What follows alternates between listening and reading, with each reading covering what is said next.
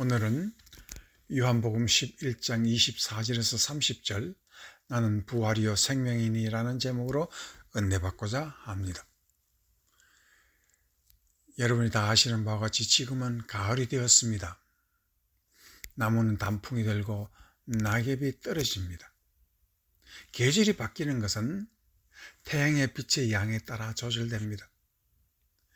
그러므로 빛은 생명을 움직이는 힘이 되는 것입니다. 사람의 일생을 움직이는 것도 빛이라는 생명입니다. 예수님은 나는 부활이요 생명이라고 하십니다.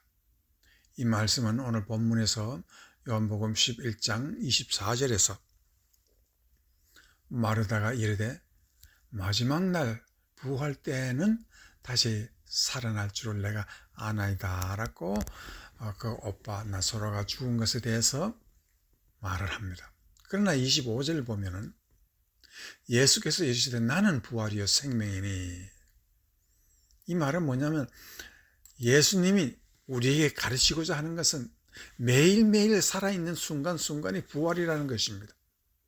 죽고 나서 부활 그 자체를 생각하지 말고 부활은 지금부터 생각하라는 것입니다. 그것이 바로 생명이라는 것입니다. 그래서 나를 믿는 자는 죽어도 살겠고, 26절 무릇 살아서 나를 믿는 자는 영원히 죽지 아니하리라. 네가 이것을 믿느냐고 말을 하고 있습니다. 오늘 우리가 예수를 믿는 것도 바로 여기에 초점을 두고 예수님이 왜 자기 자신을 부활이요 생명이라고 했는가를 알아봐야 할 것입니다. 여러분이 다 아시는 바와 같이 예수님이 부활하실 때 무덤에서 빛이 발생했습니다. 시신에서 발생한 성령의 빛이 시신을 산 천에 사진이 박힌 것입니다. 이것을 우리는 Shroud of Turin이라고 해서 튜린 성전에 있는 하나의 사진이 박힌 옷입니다. 과학적으로 증명은 없지만은 생명이 무엇일까를 우리에게 잘 보여주시는 것입니다. 그래서 오늘 첫 번째 나는 부활이요 생명이니라는 말은 생명은 빛이요 죽음은 그림자라는 것을 말하고자 하는 것입니다. 누가복음 1장 76절에서 79절 말씀에 보면 이 아이야 네가 지극히 높으신 이의 선지자라 일컬음을 받고 주 앞에서 가서 그 길을 준비하여 주의 백성에게 그 죄 사함을 말미암는 구원을 알게 하려니 이는 우리 하나님의 긍휼로 인함이라. 이로써 돋는 해가 위로부터 우리에게 임하여 79절 어둠과 죽음의 그늘에 앉은 자에게 비치고 우리 발을 평강의 길로 인도하시리로다 하셨습니다. 이 말은 세례 요한의 아버지가 성령의 충만함을 받고 아들의 앞날을 예언하고 있는 것입니다. 그 아들이 자라서 하는 일이 바로 무엇인가 하면은 어두움과 죽음의 그늘에 앉은 자들에게 빛을 비추는 일이라고 했습니다. 여기서 우리가 79절 말씀에 보면은 죽음이 무엇인가 하면은 죽음은 바로 어두움이라고 말하고 죽음과 어두움은 동일시하고 있습니다. 죽음이 왜 어두움일까요? 어둠에는 빛이 없기에 사물을 밝히 볼 수가 없다는 것을 말하고 있습니다. 즉 내일 일을 우리가 모르고 한치 앞날을 모르기 때문에 우리는 불안과 두려움 속에 삽니다. 그러나 믿으면 하나님의 빛이 되어주시고 우리를 인도해 주신다는 것을 오늘 본문이 말하고 있는 것입니다. 요한복음 12장 6절 나는 빛으로 세상에 왔느니 무릇 나를 믿는 자로 어두움에 거하지 아니하게 하려 함이라. 여기서 예수님은 빛으로 오셨다는 것은 생명의 빛을 비추고자 한다는 것입니다. 그런데 그 빛이 바로 생명입니다. 생명이라는 것은 빛으로 드러나는 것입니다. 빛이란 영적 깨달음입니다. 이 깨달음은 인간의 지식으로는 인조 빛이 되어서 알 수 없습니다. 인간의 지식으로는 알 수 없는 것이 생명입니다. 그러나 예수님의 빛으로는 보인다는 것입니다. 신학에서는 이것을 성령의 조명이라고 하고 Illumination of Holy Spirit이라고 말하고 있습니다. 즉 예수님이 십자가에 죽으심은 내 대신 죽으신 것이라는 것을 깨닫는 것이 바로 빛이요 생명이라는 것입니다. 여기서 우리가 뚜렷이 알아야 하는 것은 생명이라는 것이 무엇입니까? 예수님은 오직 한 가지, 내 죄가 사함을 받았느냐 아니냐 하는 것을 말하는 것입니다. 역사적 위대한 인물은 바로 이 사실을 깨닫고 영혼이 거듭나는 것을 생명이라고 말을 하고 있습니다.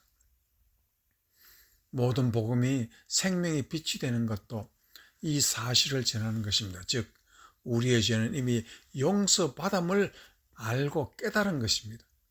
이것이 바로 믿는 것입니다. 이 생명의 빛이요, 이것이 바로 우리의 죽음을 이기는 것이라고 말을 하고 있는 것입니다.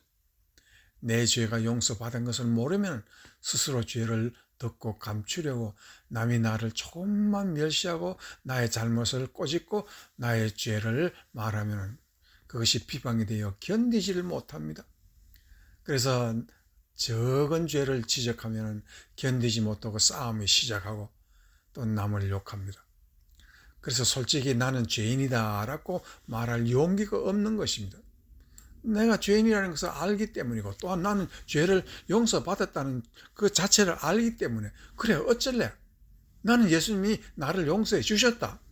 그러나 너는 어떠냐? 라고 말할 수 있는 지혜도 지식도 용기도 없다는 그 자체가 바로 죽음의 실체라는 것입니다.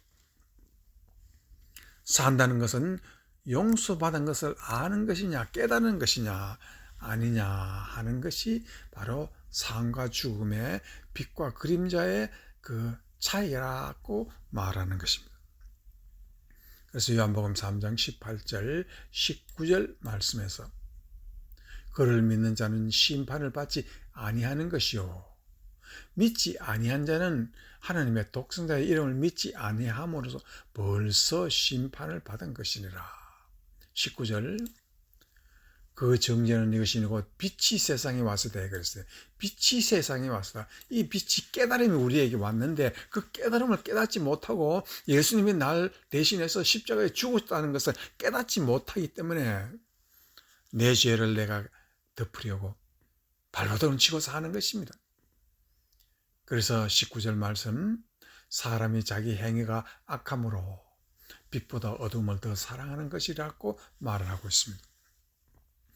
사람들은 왜 어두움을 빛보다 더 사랑할까요? 왜 죽음을 생명보다 더 사랑할까요? 여기에 삶의 비밀이 있습니다. 한번 알아보겠습니다.